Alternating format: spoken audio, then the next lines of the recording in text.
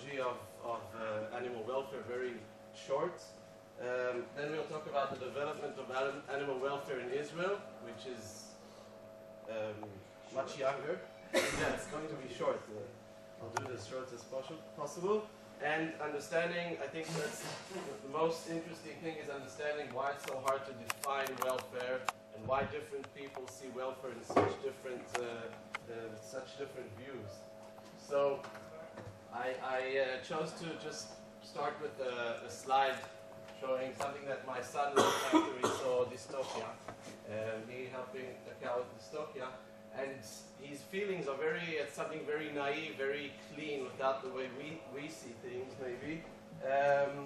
My son is 7 years old, and he's describing all kinds of things that seem to him unpleasant, like see that there was a dead calf there, and the calf was dead, so he was sad about that, and he saw the blood, and he felt unpleasant with the blood, and he didn't like to see, sometimes he said that the calf falls on the concrete, and he felt bad with that, which are things we do daily, and maybe we become less sensitive towards them, and it was very nice. I liked seeing that, and Benny said, why don't you just put it on the presentation, because it's something so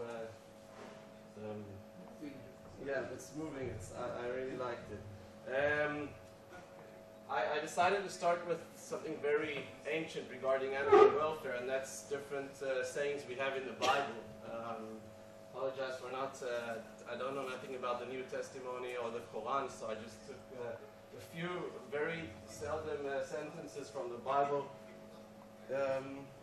One sentence here says that you're not allowed to eat a part of a live animal, which sounds crazy today, but it used to be when there were no refrigerators, there was no way of keeping meat. It was probably acceptable to cut off an animal's leg and eat it and leave the animal just limping without the leg. That's something that's prohibited in the Bible.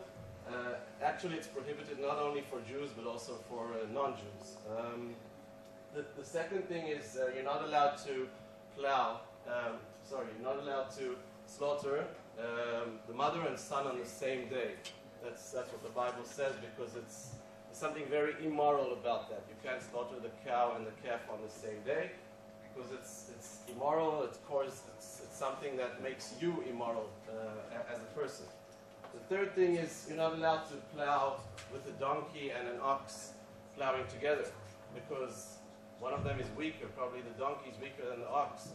So either the ox is taking all the effort and working much harder. On the other hand, for the donkey, it's very hard to plow. So it's not fair. You're not allowed to do those two things. And the fourth thing is something that's going around with Becky this week. It's very interesting. It's the saying that you have to, if you want to take eggs from a bird's nest, you have to send away the mother so she doesn't see that you're taking the eggs. Now, why am I think it's a very important sentence or saying we have in the Bible, because we were in one of the dairy farms in Be'erot Yitzchak, and that's a religious farm, and what they do in order to obey this commandment, if you would say, they don't take the calf away from the mother. Okay, after parturition, they keep the calf with the mother in a cage. She can lick him, but he can't suckle from her. And then they take the mother to milking, and only then would they take the calf away.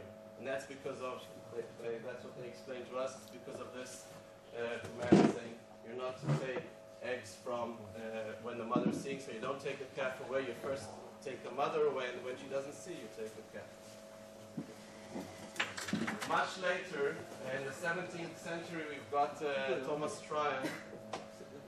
His first, maybe to talk about natural rights for animals, and he emphasizes the fact that he doesn't understand why we do to animals things that we wouldn't allow doing to people, and he said we treat them sometimes as if they were the aggressors, or thieves, or robbers, and he says they do have natural rights. Obviously, that always creates an argument. What do you mean natural rights? So the rights that Thomas Tryon is talking about, and the rights that Jeremy Bentham talked about is not the right to make a demonstration, or the right to fly overseas, or the right for free press.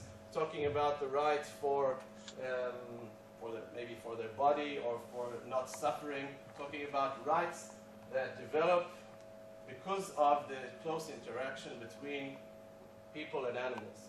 Those rights actually create obligations for people not to harm, hurt, or create suffering for animals.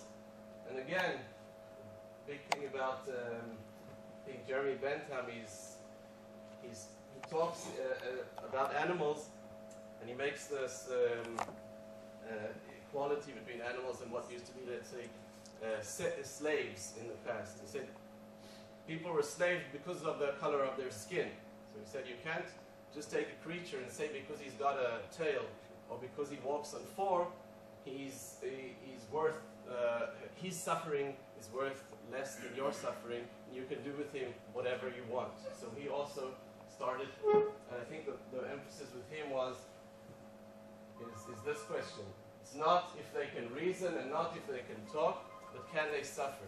And he says, not sure, or he doesn't think that the suffering of a cow or the suffering of a frog is less than the suffering of a human being just because we are different. They also suffer.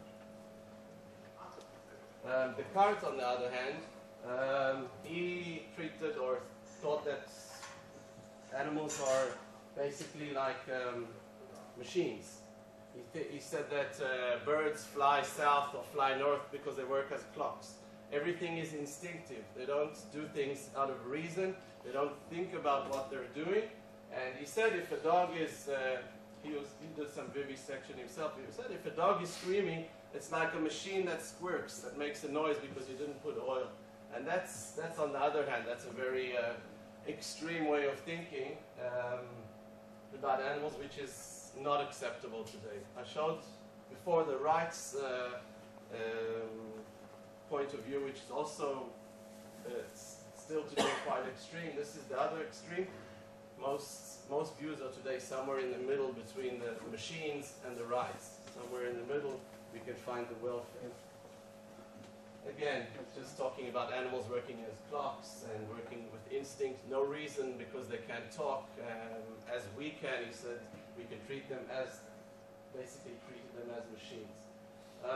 In the 19th century, we started in the Western world, in England, Germany, France, Austria, and the United States. There were established societies for prevention of cruelty towards animals. And in England, already in 1824, there was an act, a law, prohibiting cruelty towards animals, which is, again, something quite new that we see in the 19th century. The 20th century, the talk regarding prevention of cruelty was widened. It was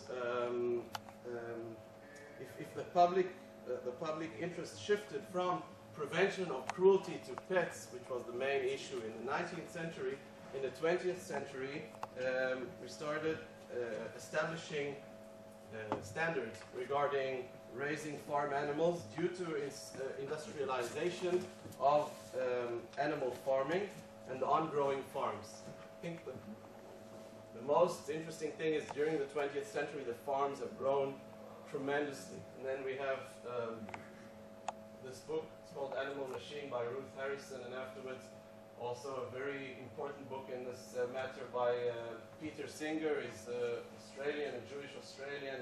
He lives today, I think, in the United States. And he wrote about these the animals being exploited at farms.